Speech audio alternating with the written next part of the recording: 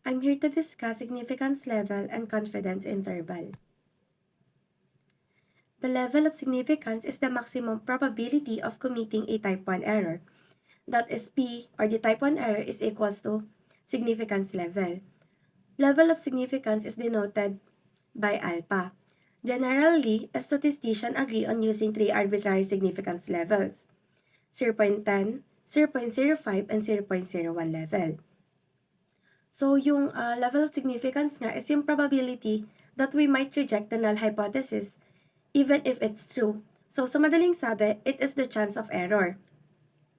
That is, if the null hypothesis is rejected, the probability of a type 1 error will be 10%, 5%, or 1%, and the probability of correct decisions will be 90%, 95%, or 99%, depending on which level of significance is used. So, for example, meron tayong level of significance na 0.05. That's mean there are 5% chance na magkamali tayo, magkaroon ng error, and a 95% na tama ang decision natin. In symbol, it is written as level of significance is equals to 0.01, 0.05, and 0.10. If the alternative hypothesis used, then alpha will be divided by 2. So, kapag nga siya alternative hypothesis or total, yung mga not equal, different from, yung ating level of significance is i-divide natin sa 2. So, yung 0.01 is magiging 0.005, yung 0.05 is magiging 0.025, and yung 0.10 is magiging 0.05. So, ang confidence interval naman represent a range of possible values for a population parameter such as the mean. It estimates where the true population mean is likely to fall based on a sample. So, ang formula ng ating confidence interval is equals to the sample mean plus or minus the critical value times the standard error or the sample standard deviation over square root of sample size. So, ang confidence interval nga is ang nagbibigay sa atin ng range of values where we expect the true population mean to be. And meron tayo dyang dalawang formula. Isa is yung ginagamitan ng critical C value, isa naman ay yung ginagamitan ng critical T value. So, ginagamit natin yung formula na may C value kapag ang population standard deviation is known and ang ating sample size is greater than 30 or equal to 30. Ginagamit naman natin yung may T value kapag ang ating population standard deviation is unknown and ang ating sample size is less than 30. So, pakitandaan ng formula or pakisulat dahil pupunta na tayo sa pagsagot ng sample problem. So, for example 1, a class of BSEE student was surveyed to estimate the average daily transportation expense of college students. From a random sample of 15 students, the average transportation cost was found to be 55 pesos per day, with the sample standard deviation of 10 pesos. Construct a 90% confidence interval for the true average daily transportation cost of BSEE student. So first, ililist down muna natin yung ating mga given. So, for example 1,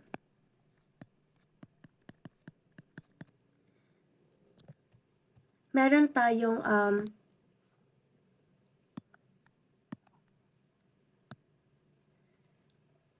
sample size na 15,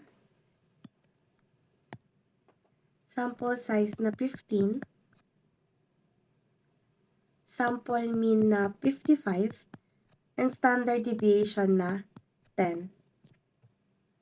Meron din tayo dyang confidence level na 90%.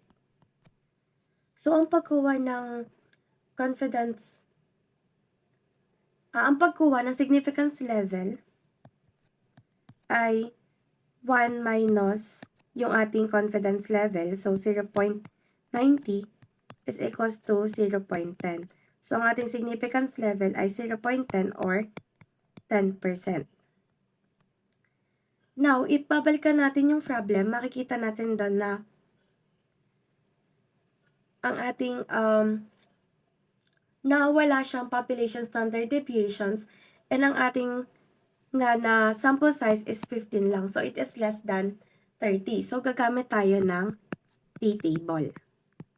So, sa pagkuha ng critical t-value, kailangan natin ng degrees of freedom. So, ang degrees of freedom is equals to n minus 1. So, 15 minus 1 when time degrees of freedom na 14. So, ang formula natin nga for confidence interval ay confidence interval is equal sa sample mean plus or minus the critical t-value times standard deviation over square root of sample size. So, yung ating t is makukuha natin gamit yung ating significance level. So, yung significance level natin is i-divide natin siya sa 2 kasi siya ay two-tailed. So, if titingnan natin dito sa table, meron tayong degrees of freedom na 14. So, ito yon. And meron tayong 0.10. And yung 0.10, kapag siya ay dinivide natin sa 2, siya ay 0.05. So, titingnan lang natin siya dito. So, ito siya, di ba? And makikita nyo dito naman sa baba yung confidence level na 90%. So, titingnan nyo lang yung kung saan sila magtutugma. So, nagtugma sila sa 1.761. So, atin nang isa-substitute yung mga value. So, meron tayong sample mean na 55 plus or minus 1.761 which is yung critical t-value natin times na standard deviation na 10 over square root of sample size na 15. So, una natin kukunin is yung lower limit. So, 55 minus 1.761 times 10 over square root of 15 is equal to 50.45.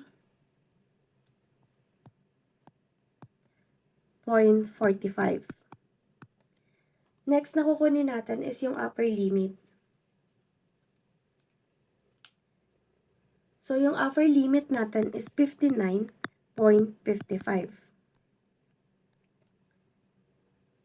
Therefore, we are 90% confident that BSEE student spend between 50 pesos and 45 and 59 pesos and 55 per day on transportation. So, for example, number 2 naman,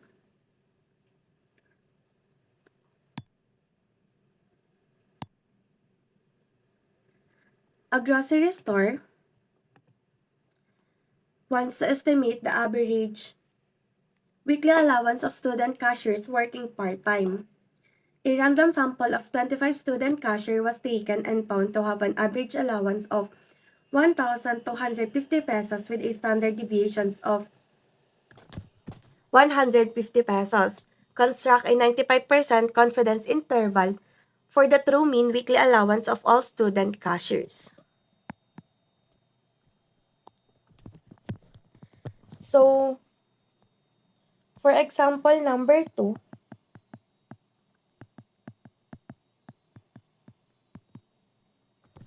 meron tayong given na sample size na 25, sample mean na 1,250, at standard deviation na 150. Meron tayong confidence level na 95%. So, una natin gagawin is kukunin natin yung significance level. Significance level is equals to 1 minus yung confidence level na 95% or 0.95 is equals to 0.05. So, meron tayong significance level na 0.05. Then, if makikita niyo sa problem, wala tayo na population standard deviations. Also, ang ating sample size is less than 30. So, gagamit ulit tayo ng t-table.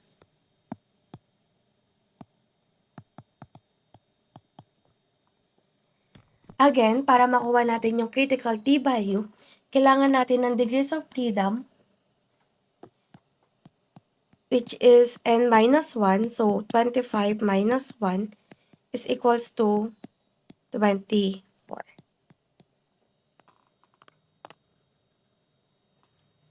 Then, ililis ulit natin yung formula. Confidence interval is equals to sample mean plus or minus yung ating critical value times yung ating standard deviation over square root of sample size. Again, yung ating significance level is i-divide natin sa 2 since siya ay two-tailed. So, meron tayong 0.025. Then, tingnan ulit natin dito sa ating t-table. Meron tayong degrees of freedom na 24. Meron tayong 0.05 tsaka 0.025 sa one tail and sa two tail.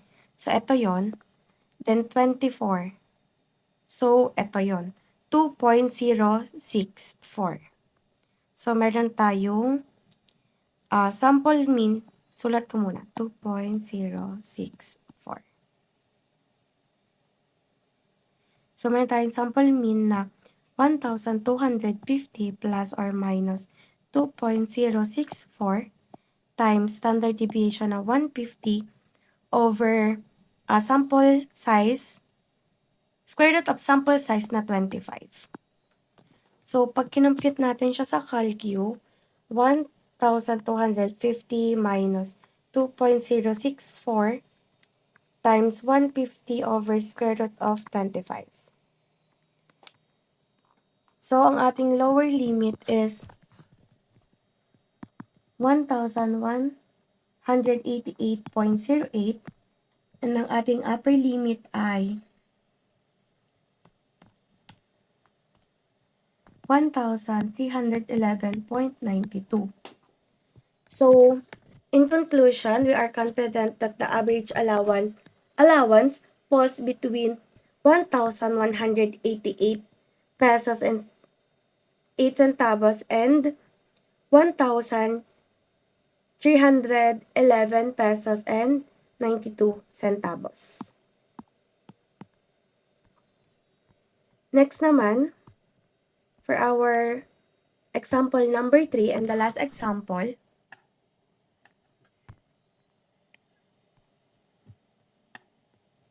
during exam week, architecture students stay awake late at night to finish their plates and major project. A national study reports that college students typically drink 5 cans of energy drinks for exam week. Wanting to see if architecture students consume a different amount, a professor surveyed 30 students from the architecture department. The survey showed that the students drank an average of 6 cans with a standard deviations of 1.8.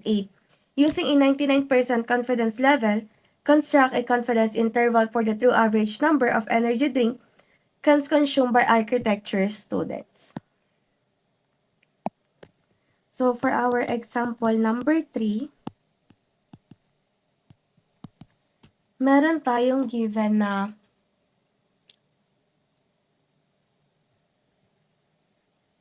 sample size na 30 student, sample mean na 6, and ang standard deviation ay 1.8. Yung 5 cans na nasa problem, yun ay ang population mean. So, hindi naman natin siya kailangan sa pagkuha ng confidence interval. Siya lang yung magiging basis natin mamaya para sa ating result. So, meron tayong confidence level na 99%. Again, kunin natin significance level, 1 minus 0.99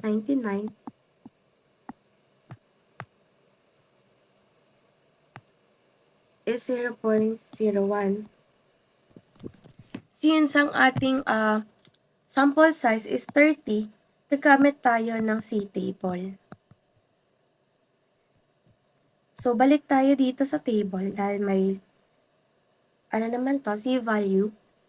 So, meron tayo doon 0.01. And kapag hinaf natin yung 0.01,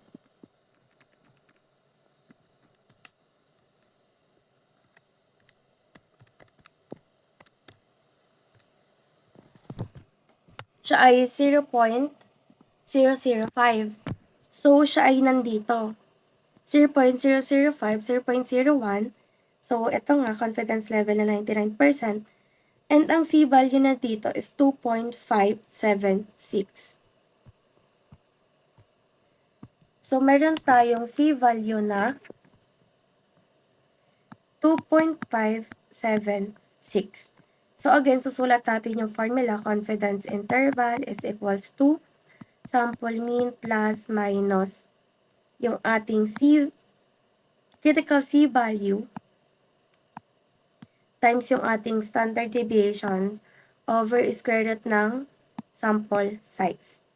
So, meron tayong sample mean na 6 plus or minus 2.576 times 1.8 times square root of 30. So, sa ating lower limit, 6 minus 2.576 1.8 times 1.8 over square root of 30 is equals to 5.15. And ang ating upper limit ay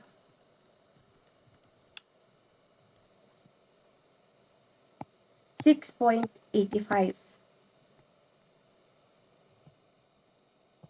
So, since ang entire confidence interval natin is above 5, then sa population mean natin, ibig sabihin yung architecture student is mas maraming iniinom na energy drinks during exam week compared sa mga typical college student.